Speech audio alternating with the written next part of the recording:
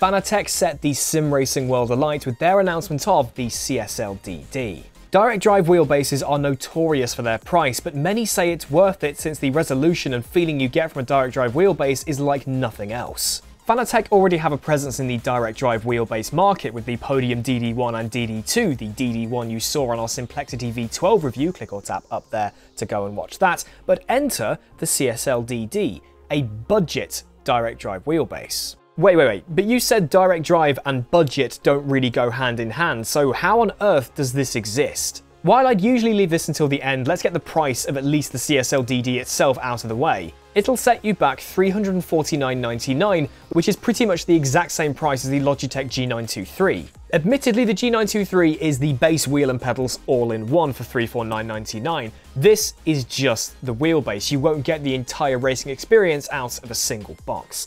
However, when you're getting your foot in the door with this kind of ecosystem, starting at $349.99 rather than £1,200, which is the next one up from Fanatec, it's a lot more reasonable. If you are coming in empty-handed, Fanatec also offer the CSL Pedals, the also budget partner product to the CSL DD. The only thing they're missing to have a full budget package is a CSL wheel rim, but thanks to this lovely quick release thingy here, it'll work with basically any wheel rim Fanatec already offers, including their Club Sport Universal Hub and all that sort of stuff too, which is lovely.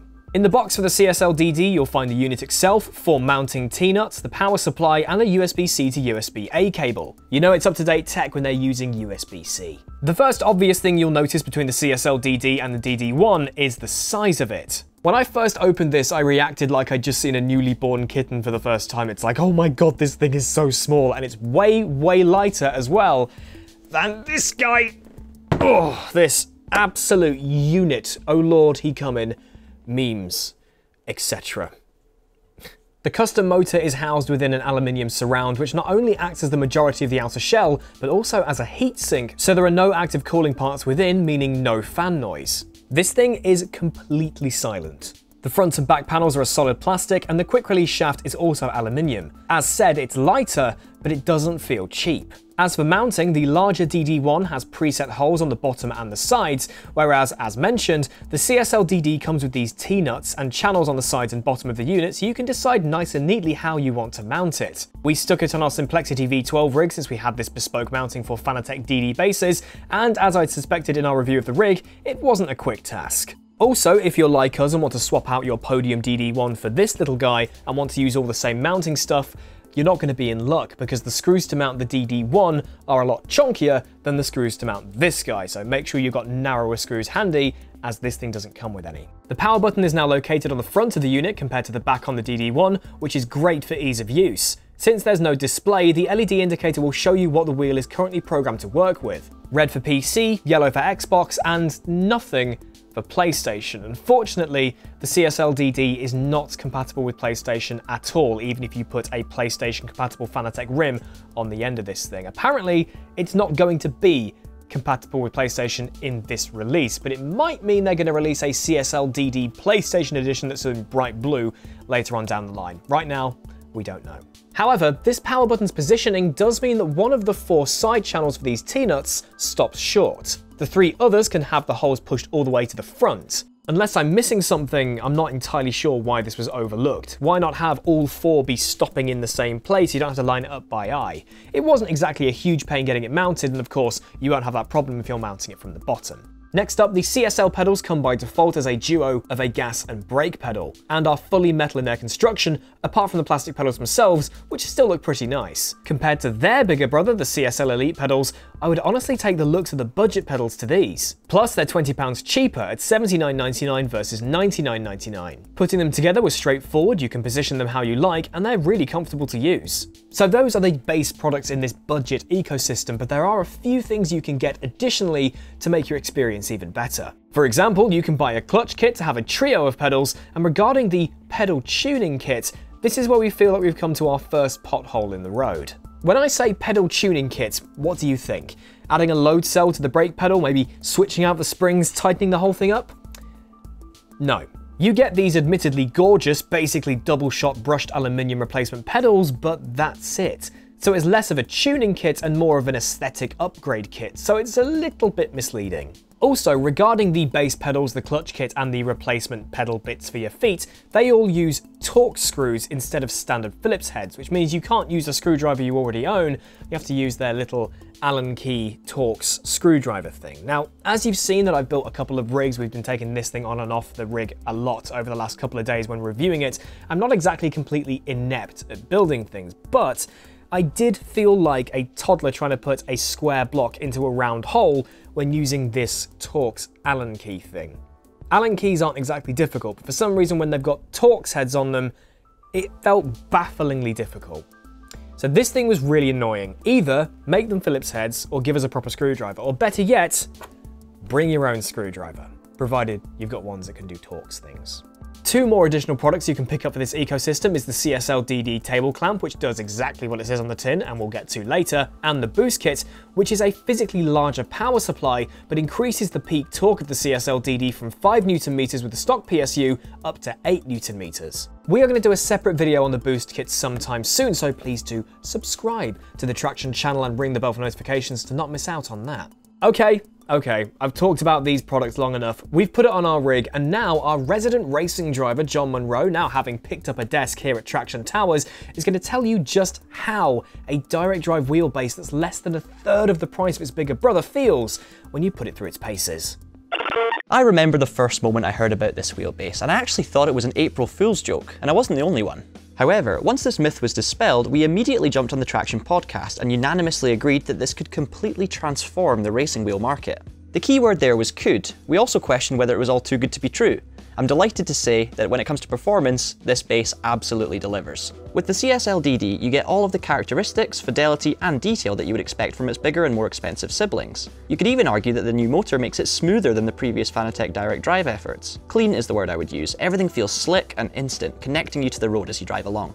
The biggest compromise you will find relative to a Podium Series base is, unsurprisingly, a lack of power. Now 5 Nm is not much when you compare it to the 20 Nm and 25 Nm of the DD1 and DD2 respectively. And although only a minority will regularly use more than half of the available torque in those efforts, it does feel like it could do with that extra little kick of power. With the boost kit and the extra 3 Nm of torque, the CSL DD gets terrifyingly close to the Podium Series base, but we'll cover that in another video. Today we are talking about the standard 5 Nm supply, and those missing last few Nm do inevitably have an effect. Despite the enhanced detail and the force feedback being present, it can be hard to sense it at the limits of adhesion. Curbs don't give you that kick through the steering wheel that you would get if more power was available, and during a big slide, there does come a phase where you're left slightly unsure of exactly what the car is doing underneath you. As the car snaps and you spin wildly into the barrier, you're left wishing you had a little bit more weight and feel around the mid part of the corner to prevent the incident. It's a bit of a shame that you have all of this resolution, but you can't really use it all. A little bit like having a brand new 4K TV that's actually the size of a small PC monitor. But here's the thing. You will have noticed that I've only been comparing this base to direct drive. The CSL DD hasn't been set up to directly compete against the direct drive market. Its price point, by the time you add the rim and the pedals, actually see it compete against mid-range wheels, normally belt-driven. It's when you consider this that you realise just how clever Fanatec have been. The torque pretty much matches the best non-direct drive options, and you don't get any of the extra mechanical friction, damping, heat, etc, etc. Remember that imaginary small 4K TV I mentioned earlier? Well, imagine it was the price of a 1080p TV that was the same smaller size, and if you wanted to, you could pay a little bit more down the line to make it almost as big as massive 4K TVs that cost twice as much. In terms of performance, the CSL DD is the perfect upgrade for anyone looking to step up from entry-level equipment. It provides you with an experience that's clarity and immediacy will blow its rivals out of the water, and with the optional boost pack giving you a very clear upgrade path and actually moving it very close towards its larger direct drive levels of magic, it sets you up for the future too. As everyone suspected it could be, this is a complete and utter game changer. Before we wrap things up, let's take a look at the table clamp. Now, mounting a direct drive wheelbase to a table, it's not something you usually do, because the amount of force that this thing can output, you could topple your entire desk. If you're using something cheap, like admittedly this thing is, it may not even support its weight. But since the CSL DD is much smaller and lighter, clamping it to a desk isn't all that ridiculous, hence why Fanatec made one. The clamp is mostly a solid plastic construction with bits of metal where it counts, and lots of textured rubber feet to keep things sturdy. The whole process of attaching the CSL DD to the clamp itself, then mounting it to a table, was really straightforward. No need to screw anything into anything, which admittedly did feel kinda concerning at first, but when we had it mounted and all set up, it was absolutely fine. As for using it on a table, there is a bit of wobble depending on how your desk is built. If you've got something really robust like a heavy IKEA countertop or something with a ton of weight like multiple monitors or your PC tower on it, etc., you should be fine. But if, say, the aforementioned Logitech G923 gives you a bit of desk wobble when mid-game, this thing will do that significantly more so. It's down to what you have, basically. As said, if you're using a belt-driven wheel that gives a bit of wobble, then this thing's going to give out just a bit more. In our footage you can see, hopefully right now, instead of looking at me, we've got this on a pretty damn cheap IKEA table with a single monitor and a PC tower on it. So what we're doing with it, it's kind of going to be worst case scenario. You can see there's quite a bit of wobble going on, but not to the extent that John felt really concerned for the PC or anything toppling off. So worst case scenario, you should be okay. And just as a little sort of teaser for our boost kit video, that is using the boost kit. So that's with it at full pelt. So with the basic power supply, 5 Newton meters, you should be okay. But be aware. Be aware of what you have on your desk and whether you want everything to break. You should be okay though. But yeah, if you're rocking a solid enough foundation to happily use it with the desk clamp, it's absolutely brilliant. Plus, the CSL pedals have a ton of grippy rubber on the underside to keep them from moving too. That is on a hard floor. Admittedly, we haven't tried them on carpet. You'll have to find that out for yourself. So in conclusion, the CSL DD is a mind-blowing bit of kit. The barrier to entry into the direct drive ecosystem is a third of what it was before, and there's literally nothing else on the market that can even compete with this thing. $349.99 for the base itself is crazy. £80 for these pedals is crazy. It's another £40 for the clutch and £30 for the table clamp.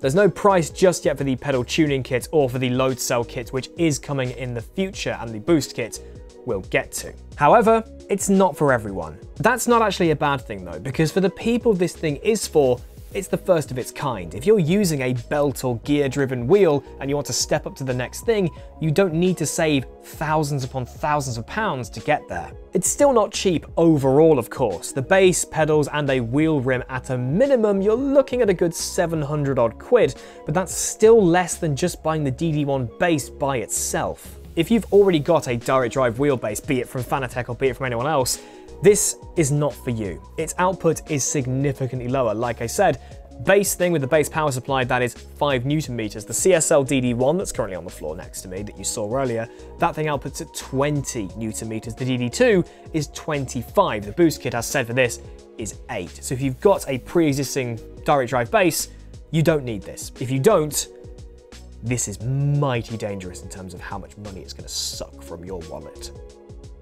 The CSL pedals are solid and fantastic for their price point, though the tuning kit doesn't do much more apart from aesthetics. So that is money, you could say. They are very pretty, they do look really, really nice, but the plastic ones are totally fine. The table clamp works wonders if you don't have a rig, and regarding the boost kit again, we've got a separate video coming your way for that. If you're looking to take your sim racing experience to the next level, look no further than the CSL DD. The clarity you get at this price point almost feels criminal. I don't know how they've done it, but hats off Fanatec. These new products change everything. The competition have got a lot of catching up to do. So that's it. That is our review of the Fanatec CSL DD and friends. What do you think of this kit? Are you mighty tempted? John very, very much is. Let me know in the comments section below. Subscribe to the Traxion YouTube channel if you want to see more hardware reviews like this, and ring the bell to not miss out on our boost kit video coming very soon. Thank you very much for watching. RIP your wallet.